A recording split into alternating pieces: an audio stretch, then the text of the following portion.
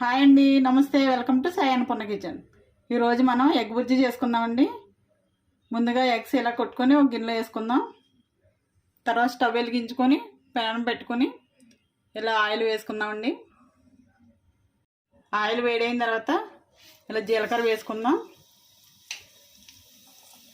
ఇందులోనే అల్లం వెల్లుల్లి ఇలాగా కట్ చేసుకొని వేసుకోవాలి.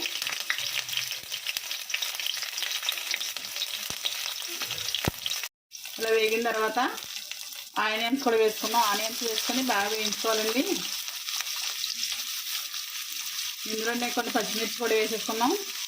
ఈ ఎగ్ బుర్జీకి ఎక్కువ ఆనియన్స్ వేసుకుంటేనే టేస్టీగా ఉంటుందండి. ఈ ఆనియన్స్ తొందరగా వేగాలంటే కొంచెం సాల్ట్ వేసుకుందాం. ఇలా కొంచెం ఆనియన్స్ వేగిన తర్వాత కొంచెం పసుపు కూడా వేసుకొని కాసేపు వేయించుకోవాలి.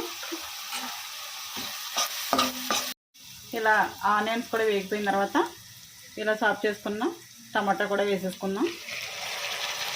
వేసుకొని కలుపుకొని కొంచెం కాసేపు బాగా వేయించుకోవాలి.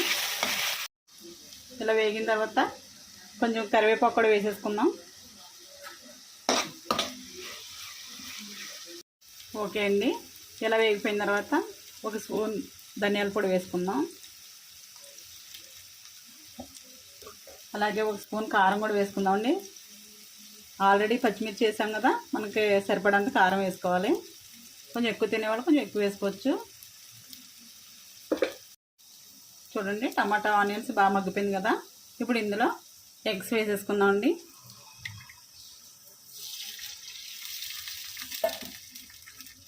ఎగ్స్ వేసుకొని కలుపుకోవాలి. ఇది ఎగ్ బుర్జీ కదా, కొంచెం బాగా కలుపుకోవాలి.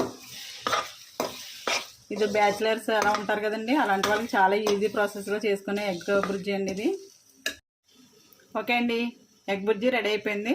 స్టవ్ ఆఫ్ చేసేసుకొని వేరే బౌల్లోకి తీసుకుందాం. సర్వింగ్ బౌల్లోకి తీసుకొని ఫైనల్గా కొత్తిమీర జల్లుకుందామండి.